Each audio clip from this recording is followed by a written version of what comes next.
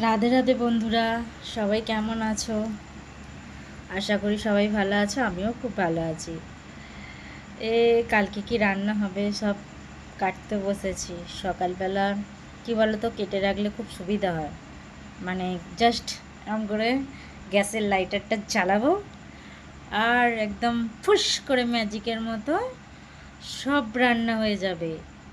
তাই তো বন্ধুরা, আমরা বাড়ির বউরা বলো, মারা বলো, কাকিমা, জেঠিমা, পিসি, দিদিরা, বোনেরা, বাড়ির মানে যাবতীয় যারা ঘরের কাজ করে, তারা সব আমরা ম্যাজিক জানি বলো।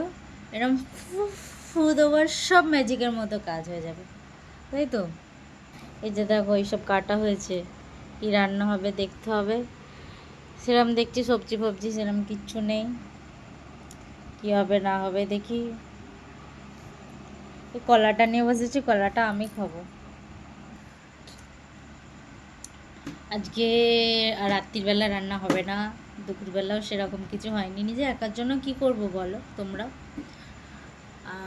আমার হাজব্যান্ড বললো একটা বিয়ে বাড়ি আছে, রান্না বান্না করতে হবে না। আমার মজাই মজা, এ বললে বললে।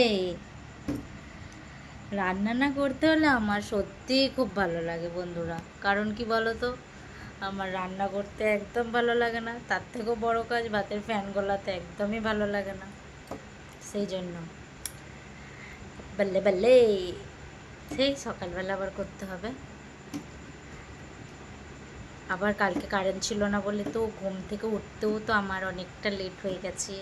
8:30-9টায় ঘুম থেকে উঠেছি, 2:30 পৌনে 3টে কারেন্ট এসেছে। তার আগে তো মশার কামড় খেতে খেতে শেষ হয়ে গেছে। সেই জন্য টাটা বন্ধুরা।